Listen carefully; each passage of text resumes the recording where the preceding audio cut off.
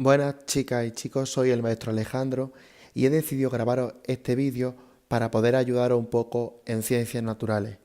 A veces en clase se nos hace un poco difícil estar todo el rato atento o dar la clase de una sola vez, toda la explicación, y por lo tanto he pensado que la mejor manera es que haga un vídeo, grabe la explicación y así lo tengáis en internet y podáis verlo todas las veces que sea necesario. Antes de comenzar el tema 2 de naturales, que es el tema que habla sobre las plantas, quiero hacer una pequeña introducción sobre algo que ya vimos en los temas anteriores. En el tema 1 hablamos de qué eran seres vivos y qué no eran seres vivos, y vimos que la diferencia es que los seres vivos cumplen tres funciones vitales, que son la relación, la reproducción y la nutrición. Y los seres inertes no cumplen esas funciones. En el tema 1 vimos que los seres vivos los podemos clasificar en 5 grandes grupos o 5 reinos. Tenemos el reino de los animales, aquí lo tenemos, el de los hongos, las plantas, las bacterias y otros reinos, y aquí metemos seres como los protozoos, las algas y unos seres muy especiales que son los virus, que hablamos que no eran auténticos seres vivos porque no cumplían todas las funciones. Antes de empezar con el tema 2, simplemente recordaros que en el tema 1 ya vimos, por lo tanto no lo voy a volver a explicar, los hongos, vimos las bacterias y vimos otro reino. Por lo tanto, en el tema 2 nos vamos a centrar en el reino de los animales. Bien, ahora sí podemos empezar con el tema 2. Aquí podéis ver algunas de las páginas de vuestro libro. Nos vamos a ir todos porque es muy importante que tengáis el libro delante mientras veis este vídeo. Lo podáis pausar y podéis ir para atrás y para adelante las veces que sea necesario. Y nos vamos a ir a la página 37. Quiero que nos detengamos en este esquema, porque es un esquema que va a ser muy útil, pero hay algo en el esquema que yo cambiaría. Aquí arriba veis que pone los seres vivos. ¿Veis? Os lo marco por aquí. Los seres vivos. Yo creo que mejor que los seres vivos, aquí debería poner el reino de los animales solamente, porque esta clasificación no es de seres vivos, sino de el reino de los animales. Podemos ver en el esquema que primero nos habla de sus características, de las características de los animales, y luego cómo se clasifican los animales. Los animales se caracterizan por tener una simetría, por tener una organización corporal compleja, es decir, en el interior del cuerpo de los animales, su distribución, su funcionamiento, su aparato es más complejo que, por ejemplo, el reino de las bacterias, o que un protozoo, o que un virus, por supuesto. Y luego la segunda parte del esquema nos habla de la clasificación. La primera gran clasificación que podemos hacer de entre los animales es, por supuesto, en animales vertebrados y en animales invertebrados. Todos sabemos que los animales vertebrados son animales que poseen un esqueleto interno y que además en medio de ese esqueleto, de forma transversal, lo atraviesa una columna vertebral. No tenemos nada más que pensar en nuestro esqueleto o en el esqueleto de cualquier animal, por ejemplo, el esqueleto de una sardina, esa raspa que quitamos y vemos perfectamente. Los animales invertebrados, a diferencia de los vertebrados, no poseen un esqueleto interno y tampoco tienen una columna vertebral. Algunos de esos, como los insectos, están protegidos por una especie de caparazón, de concha, de armadura que los protege de manera externa, pero lo tienen por fuera. Y algunos de ellos, que como veremos más adelante, pues experimentan metamorfosis. Lo que quiero que os quedéis simplemente con este esquema es cómo se caracterizan, por qué se caracterizan y cómo se clasifican. Dentro de todos los animales, los más extensos son los vertebrados, que además de ser un reino de los animales, dentro de los vertebrados tenemos también 5 grupos y los tenemos aquí. Los peces, los anfibios, los reptiles, las aves y los mamíferos.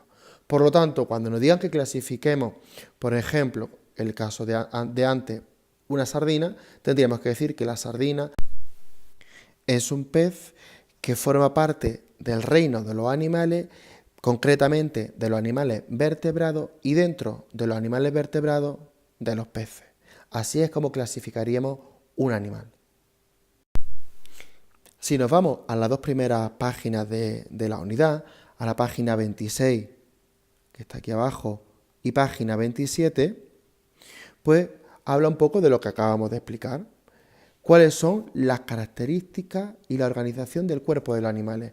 Los animales, en general, son simétricos. Podríamos trazar una línea perpendicular que partiese el cuerpo del animal en dos y seríamos casi idénticos la parte derecha de la parte izquierda, como podemos ver aquí, la derecha de la izquierda, en un insecto. La organización corporal, que nos hablan de que los animales tienen una organización corporal en general bastante compleja, más compleja que otros reinos. Y la función de relación. La función de relación es muy desarrollada. ¿Por qué? Pues porque tenemos muchos órganos, tenemos sentidos que nos permiten interaccionar con el entorno que nos rodea, con otros seres vivos y producir respuestas a estímulos, como por ejemplo levantar la mano cuando tocamos algo que nos quema. Eso sería una reacción que está dentro de la función de relación, porque esa mano se ha relacionado con el entorno que la rodea. En la siguiente hoja, pues tenemos la primera clasificación de los animales. ¿Cómo se clasifican los animales? Pues lo hemos dicho anteriormente, los animales se clasifican en animales vertebrados y en animales invertebrados. Los vertebrados pues tienen un esqueleto y ahí tenéis las partes del cuerpo. Aquí nos dice, bueno, esto ya hay que leerlo, que tienen cabeza, tienen tronco y tienen extremidades. Cuando hablamos de animales vertebrados podemos pensar en muchos animales. Por ejemplo, si pensáramos en un perro, pues tendríamos la cabeza del perro, el tronco del perro y las extremidades del perro, que son las patas, las 4 patas. Además, algunos animales poseen rabo, que también en la mayoría de los casos pues, pertenece al esqueleto y tiene una columna vertebral, en el caso del perro, por ejemplo, en la parte de arriba, en el lomo, que atraviesa todo el cuerpo. Si nos bajamos abajo a los animales invertebrados, pues nos dice que no tienen esqueleto, tampoco tienen columna vertebral y que muchos tienen partes duras para protegerse. El caso del caracol, esta concha que protege su cuerpo y en el que se resguarda no forma parte de un esqueleto.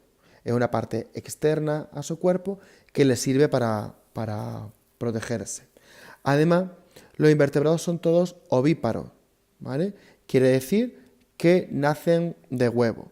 Y algunos de ellos pues, pueden transformarse a través de un proceso complejo que se llama metamorfosis. Bien, una vez que tenemos clara cómo se organiza el cuerpo de los animales y cómo se clasifica, el tema lo que hace ahora, fijaros, nos volvemos a ir al esquema del principio, ahí lo tenemos, hemos visto hasta ahora esta parte y esta parte de aquí, ¿vale? Y ahora lo que hace el tema es centrarse en los animales vertebrados y vamos a ir recorriendo uno a uno los 5 grupos que constituyen el reino de los animales. Vamos a empezar por los peces. Bien, si nos centramos en la página que nos habla ahí de los peces, sabéis que en el tema viene mucha información que siempre es imprescindible que leáis con atención para que la podáis comprender y aprender más, pero yo me voy a dedicar exclusivamente a lo más importante, a lo que yo considero que debéis saber de sí o sí. Los peces son animales vertebrados porque tienen un esqueleto y tienen una columna vertebral y toda esta información que nos va diciendo aquí, en esta parte, ¿vale? La primera parte de la página, es información que lo que nos viene a decir es que los peces, como son animales acuáticos, pues tienen todo su cuerpo preparado, evidentemente, para vivir en el agua. ¿Qué significa eso? Pues que, por ejemplo, como dice aquí, tienen branquias, es decir, respiran por branquias, no respiran como nosotros a través de pulmones. Tienen aletas para poder desplazarse dentro del agua, para poder propulsarse. están recubiertos de escamas. Las escamas sirven para protegerse, les sirven para ser hidrodinámicos, es decir, para poder desplazarse por el agua con facilidad, con velocidad, reduciendo el roce, y que, bueno, que son animales acuáticos y que todo su cuerpo está preparado para vivir en el agua. Pero eso vosotros ya lo sabéis, ¿vale? Simplemente hay que aprenderse un poco los nombres que vienen aquí. Casi todos los peces, casi todos, son ovíparos. Es decir, sus crías no nacen del vientre de la madre, sino que ponen huevos y nacen a través de los huevos. Con esta pequeña explicación voy a dar por terminado este primer vídeo. Espero de verdad que os sirva de ayuda, que podáis verlo en casa las veces que sea necesario para que os sirva para entender un poco mejor el tema. Nos vemos en el próximo vídeo donde os explicaré el resto. Un saludo y nos vemos en clase.